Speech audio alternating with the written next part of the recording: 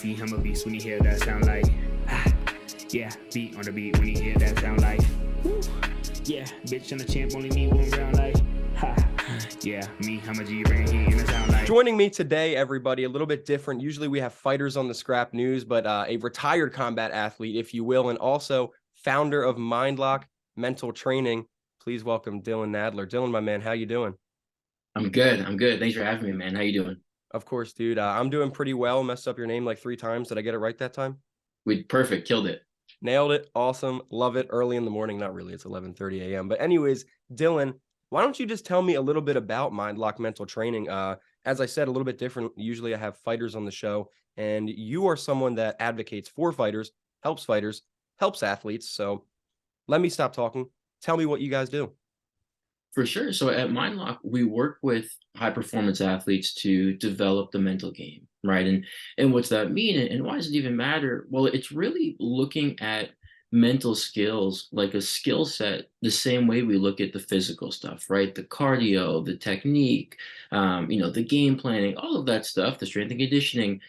How do we take, the other side of that skill set, the mental game, and work on that too? Because when you look at competing, especially in combat sports, it's so mental, right? If you ask someone how much of competing is mental versus physical, everyone has their own opinion, but it's at least 50-50. Some people go all the way up to 90%, 99% mental. Even if you're just sticking at that kind of 50-50 mark, you have to ask yourself, well, what am I doing about that, right? If 100% or 90% of my training falls into that kind of physical category, what am I doing about the rest? And that's what we do. So we work with a lot of fighters, a lot of non-combat sports athletes, and really work on developing that mental skill set so that every time you walk in there and compete, you're able to perform to the best of your potential, which is at the end of the day, what we're really looking for every single time.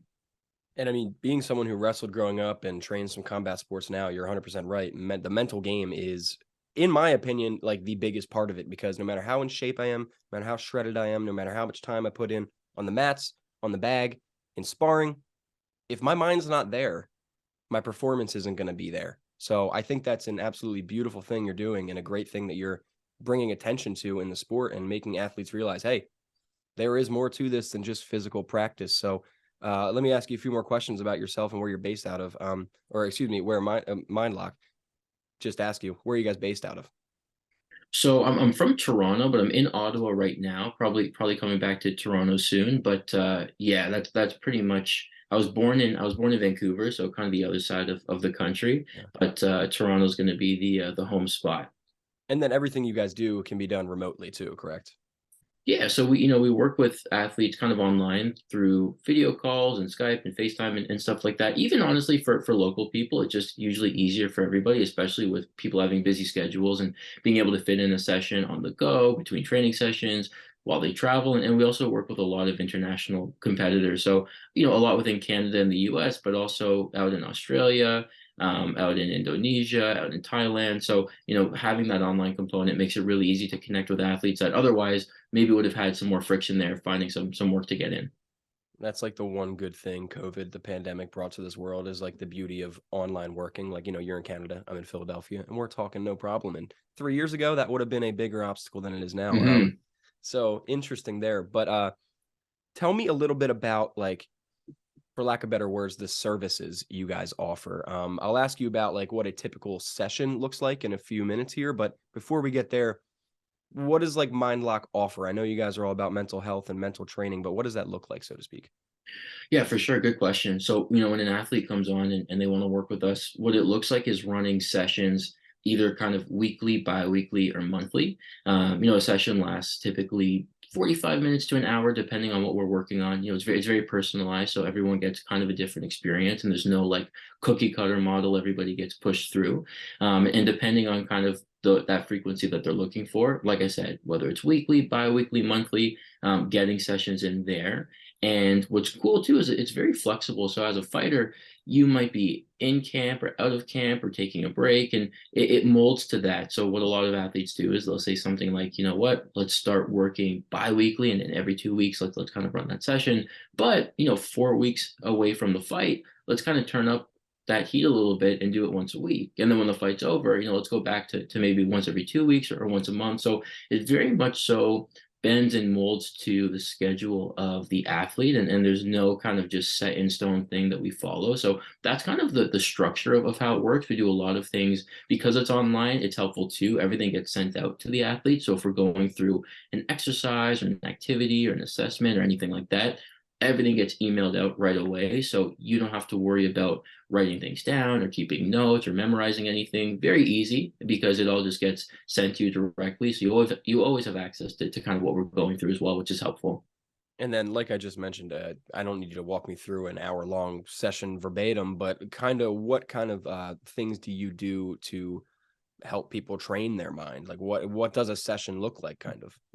Yeah, that's a good question as well. So my approach, I like to call it kind of like a high structure, high flexibility model, where high structure in terms of there's always something that we can be working on in terms of kind of this curriculum, if you will, and different pillars and skills to build up. And at the same time, having the flexibility to deviate from that and get into more kind of day-to-day stuff. Like, okay, we worked on something last week. You had the week to apply it in training and in practice.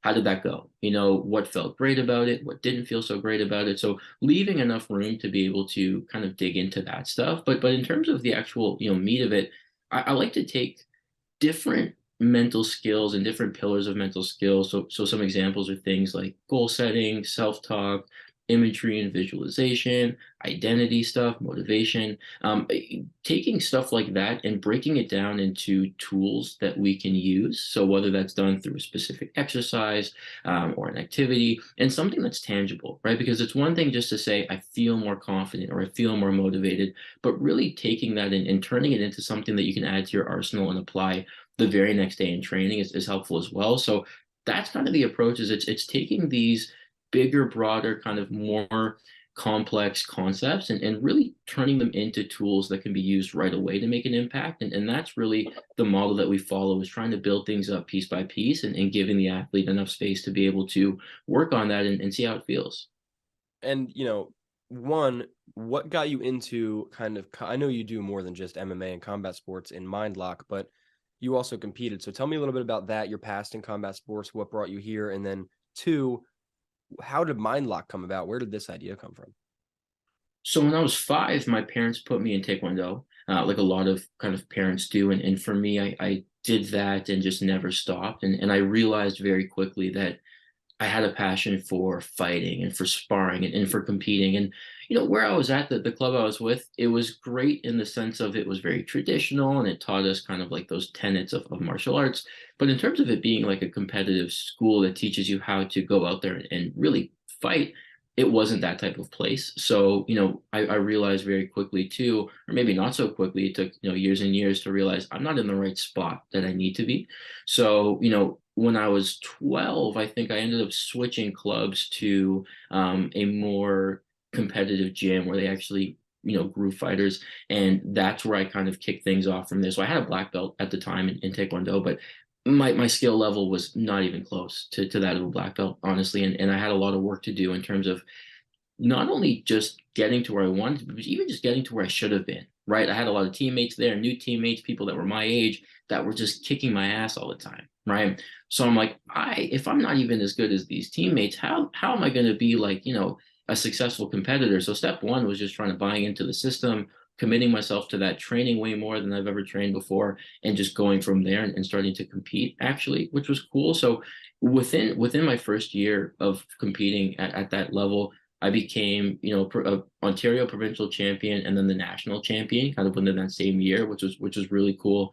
Because for me, my first week of when I joined that new club, all of those athletes were actually flying out for nationals that week. And that kind of blew my mind. I was like, no way. I was like, these people are getting on a plane together and they're like representing the province. Like it just blew my mind. And I was like, I want that. Like, I want to be able to do that. And it was cool kind of a year later to then be, provincial and national champion. And, if you extend out a few more years, I was able to, win nationals more times. I was named team captain of the Canadian national team, which was awesome. I was one of the first Canadians to win the US Open in back-to-back years, which is one of the most prestigious international events. So to win that once is a big deal, let alone back to back, which was really cool.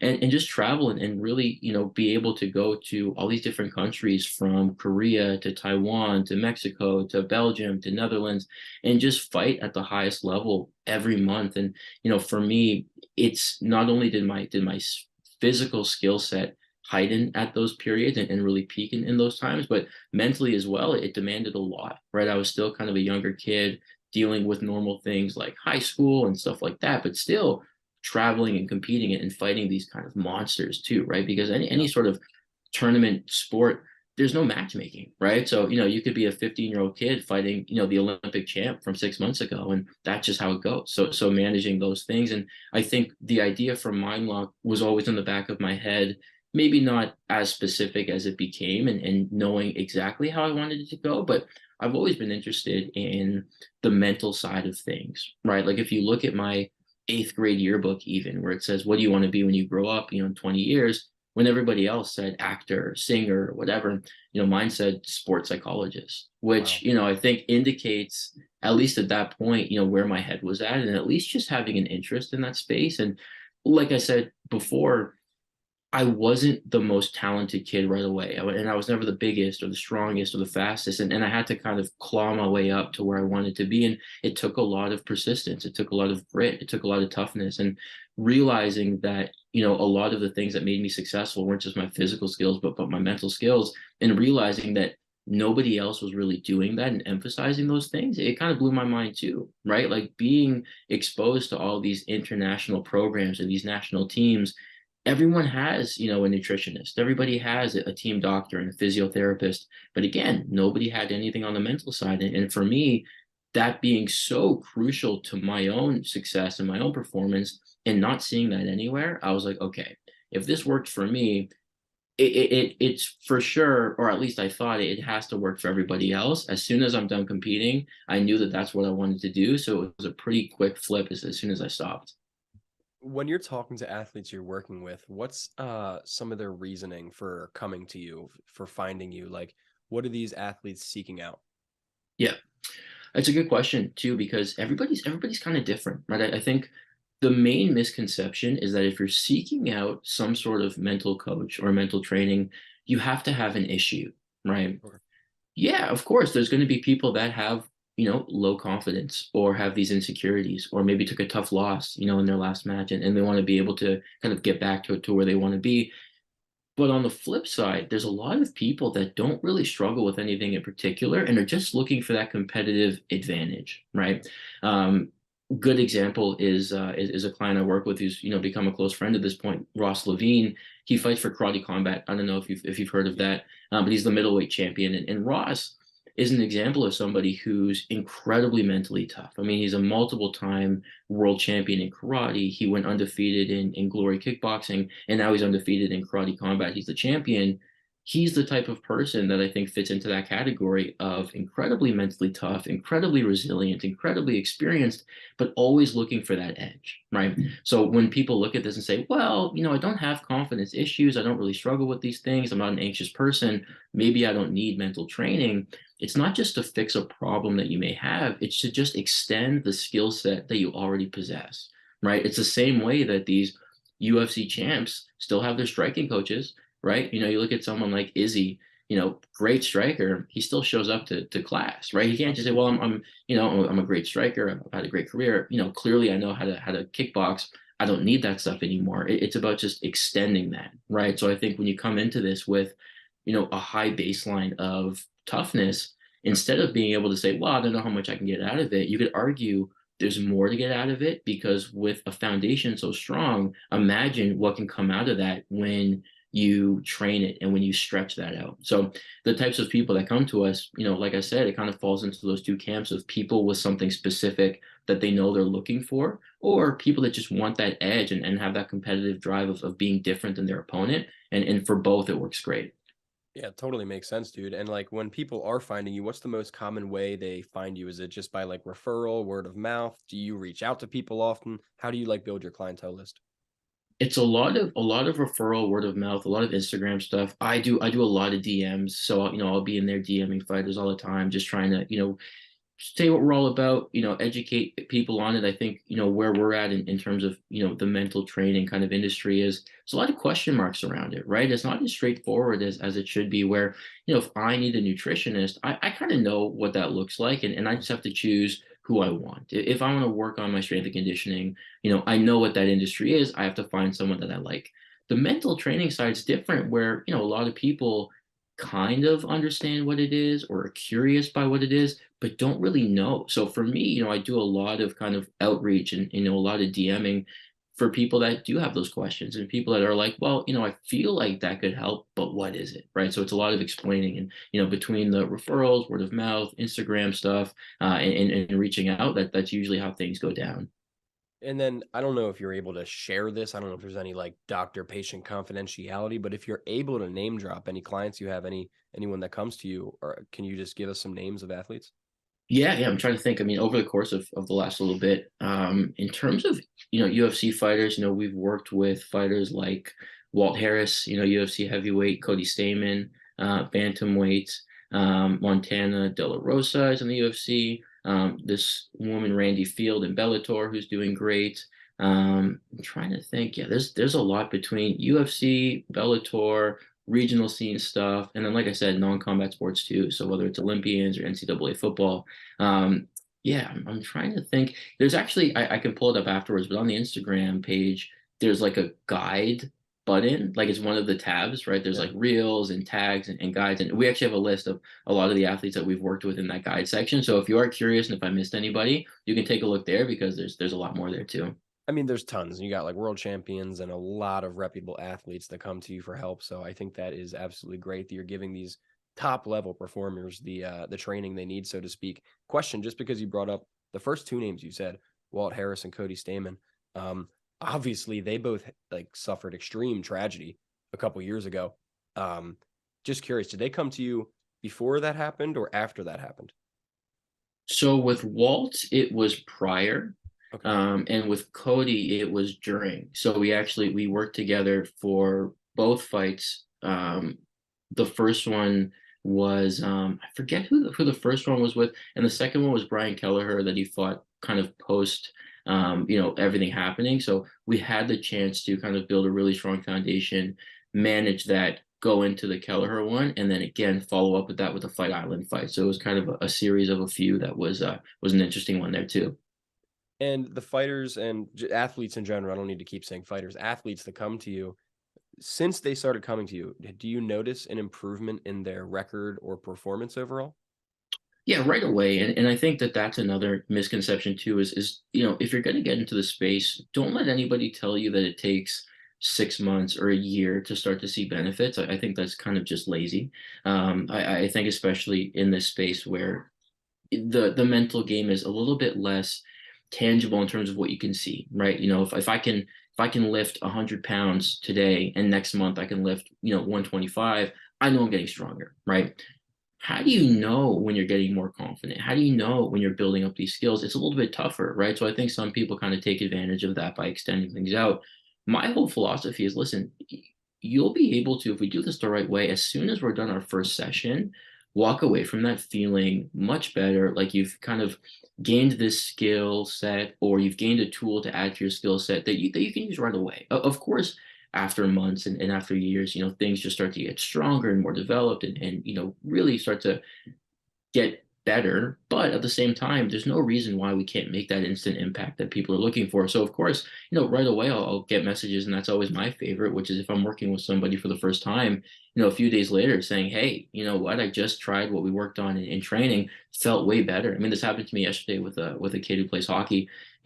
He just messaged, we had our first session, and then that same day, he had a practice that night, and he's like, man, practice was way better. I felt, much more alert. I felt more on. I'm excited for this game coming up. So there's no reason why, instant impacts can't be made. Of course, over time it extends and it develops, but I'm really proud of the fact that what we do not only works, but it works now.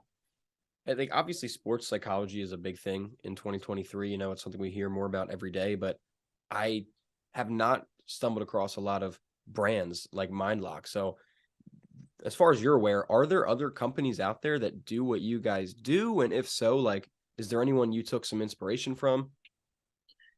Not really, and I think that it has its pros and cons. The con is that you're right. There's not a lot of places to draw inspiration from. There's not a lot of kind of trailblazers that you can follow and say, you know Sure. what, this is a great case study for how they did it. I want to do it, right? If I was a real estate agent, I could look up 1,000 successful real estate agents and say, what's their system, what's their story, and follow that.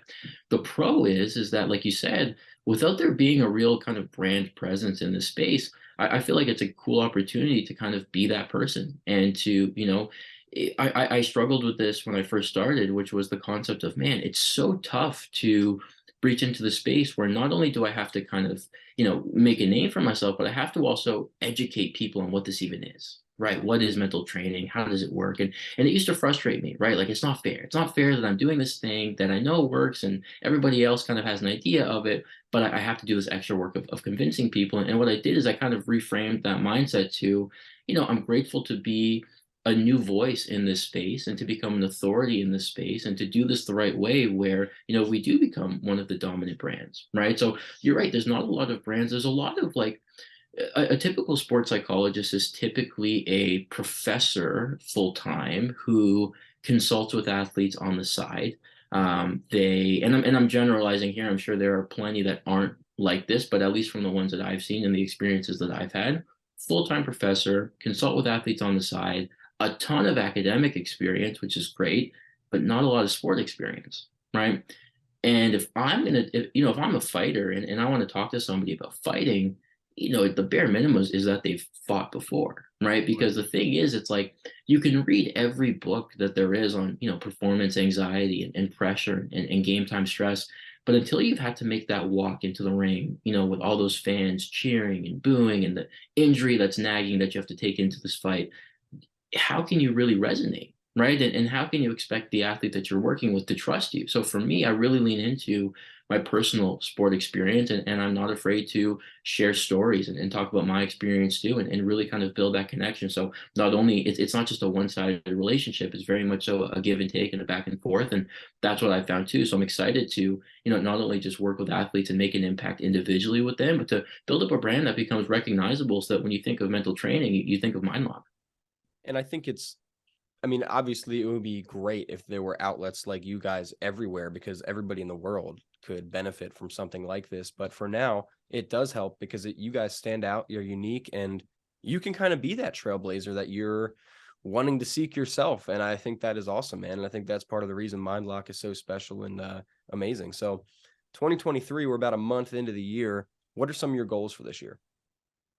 It's a good question. For me, it's just really continuing to do the right things every day. I think when it comes to goals, there's a few ways to set goals, and it's funny because this is what we do with our athletes too. It's not just about kind of that end goal, that big goal. And in an athlete's case, it might be I want to be a champion, or I want to win 4 fights, or whatever it is. And in my case, it might be I want to breach into this organization, or have this many clients, or whatever.